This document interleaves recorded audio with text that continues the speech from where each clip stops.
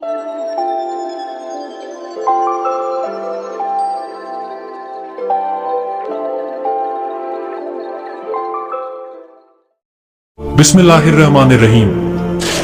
मोहतरमा नाज़रीन, अस्सलामु अलैकुम।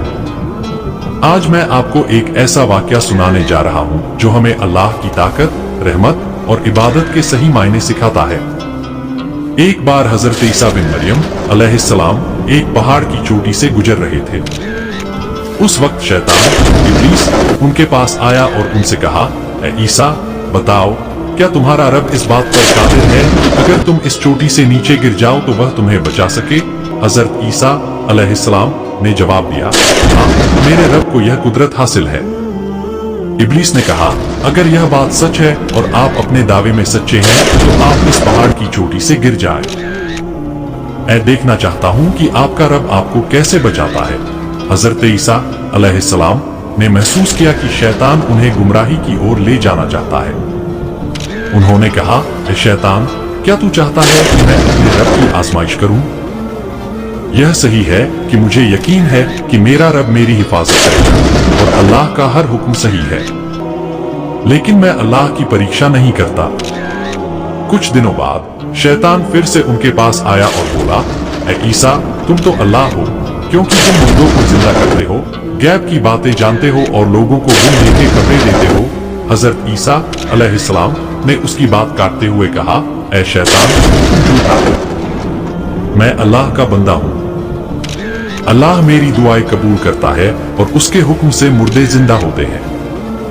जहां तक गैब की बातों का ताल्लुक है तो अल्लाह ही मुझे वह इल्म अता करता है और मैं लोगों को वही बताता हूं।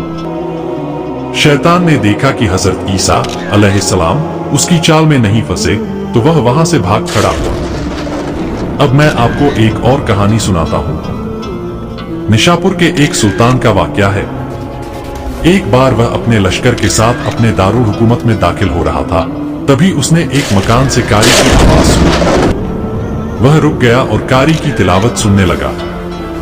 कारी ने सूरा आल इमरान की आयत नंबर 26 की तिलावत की, जिसका तर्जुमा है, अल्लाह तू ही बादशाह है, तू जिसे चाहे सल्तनत देता है और जिससे चाहे सल्तनत छीन लेता है, तुझे ही तमाम भलाई हासिल है, तू हर चीज पर कुदरत रखता है।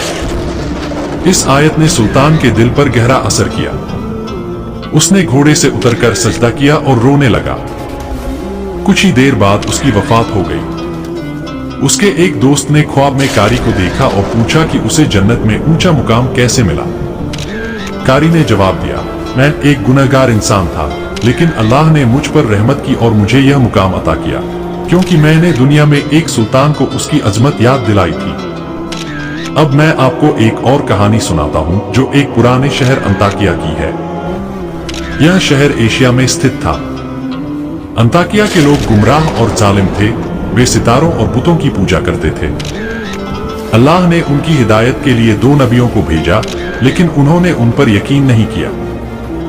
तब अल्लाह ने तीसरे रसूल को भेजा। इन तीनों अंबिया ने शहर के हर कोने में अल्लाह की तौहीद और क़यामत की हकीकत का पैगाम पहुंचाया, लेकिन उनकी कौम ने उन्हें ठुकरा दिया। शहर के एक नेक इंसान हजरत हबीब नज्जार थे।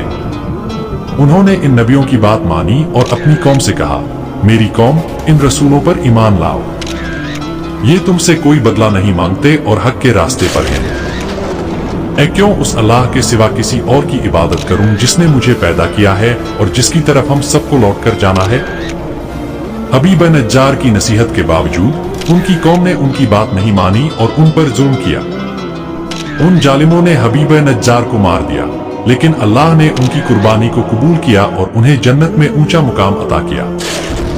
इन तमाम किस्सों से हमें यह सीख मिलती है कि अल्लाह की रहमत पर यकीन करना, उसकी इबादत करना और उसके नबियों की बात मानना हमारे लिए फर्ज है। हमें चाहिए कि हम अपने दिल में अल्लाह की अजमत को बसाएं और उसकी इबादत करें। उम्मीद है आपको यह कहानी पसंद आई होगी।